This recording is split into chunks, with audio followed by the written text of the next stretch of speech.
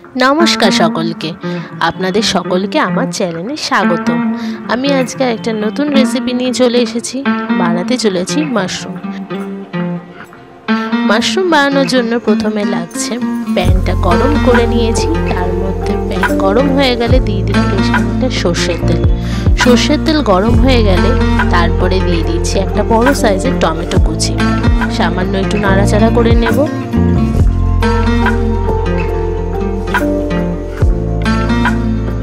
টমেটোটা দেওয়া হয়ে গেলে এরপরে দিয়ে দিচ্ছি একটা বড় সাইজের পেঁয়াজ কুচি।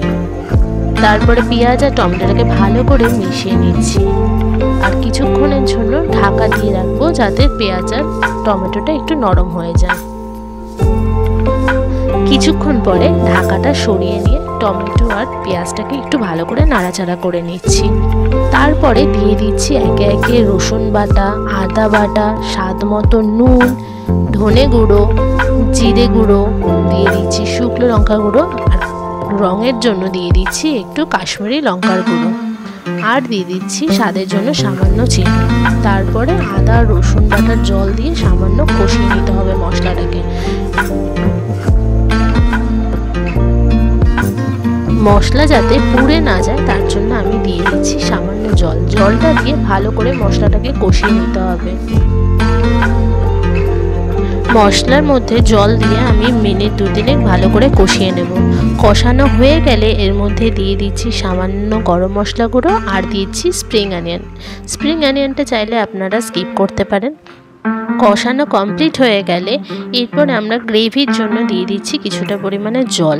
জলটা ভালো করে ফুটে আসলে এর মধ্যে আমরা দিয়ে দেব মাশরুমগুলোকে। মাশরুমগুলোকে আমি বেশ কয়েকবার ভালো করে উষ্ণ গরম জলে ধুয়ে নিয়েছি এবং ধুয়ে নেওয়ার পরে আঁশ ছাড়িয়ে নিয়েছি।